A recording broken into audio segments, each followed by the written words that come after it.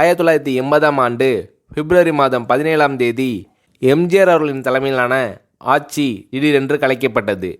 ஆட்சி கலைக்கப்பட்ட அன்று இரவு ராமாபுரம் தோட்டத்தில் தமது இல்லத்துக்கு வந்த எம்ஜிஆர் அவர்கள் அங்கு பாதுகாப்புக்காக இருந்த காவல்துறையினரை அழைத்து, நீங்கள் உடனடியாக உங்கள் அலுவலகங்களுக்கு சென்று விடுங்கள் என்று கூறினார் எம்ஜிஆர் அவர்கள். ஆனால் காவல்துறையினரோ இதுவரை திரும்ப அழைக்கும் உத்தரவு வரவில்லை, உத்தரவு வந்த பிறகுதான் செல்ல முடியும் என்று தெரிவித்தனர். இதை ஏற்காத எம்ஜிஆர் அவர்கள், எனது தலைமையிலான ஆட்சி கலைக்கப்பட்டு விட்டது, நான் இப்போது முதலமைச்சர் இல்லை, நீங்கள் சென்று விடுங்கள், உத்தரவு வரும் வரை இருப்பதாக இருந்தால் தோட்டத்தின் கேட்டிற்கு வெளியே இருங்கள் என்று கண்டிப்புடன் சொல்லிவிட்டார்.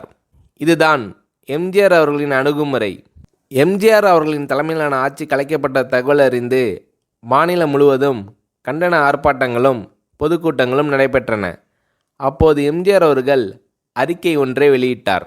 நாம் எதிர்பார்த்தபடி சட்டத்தின் பெயரால் அண்ணாவின் அரசு கலைக்கப்பட்டு விட்டது.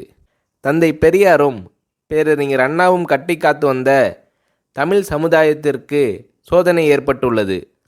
அண்ணா உருவாக்கிய அரசு அழிய காரணமாக இருந்தவர்கள் மீண்டும் அமைக்கப்பட்ட அரசை அழிக்க துணை நின்று சூது சூழ்ச்சிகளில் ஈடுபட்டு தற்காலிக வெற்றி பெற்றிருக்கிறார்கள். தர்மத்தின் வாழ்வுதனை சூதுக்கவும் தர்மம் மறுபடியும் வெல்லும் என்ற சத்தியத்தின் குரலை நினைவுபடுத்துகிறேன்.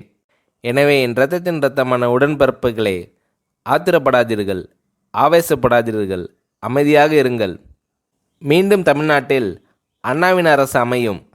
ஜனநாயகம் சோதனைக்கு உள்ளாக்கப்பட்டுள்ளது. இந்த சோதனையில் அதிமுக புடம் போட்ட தங்கமாக மின்னும்.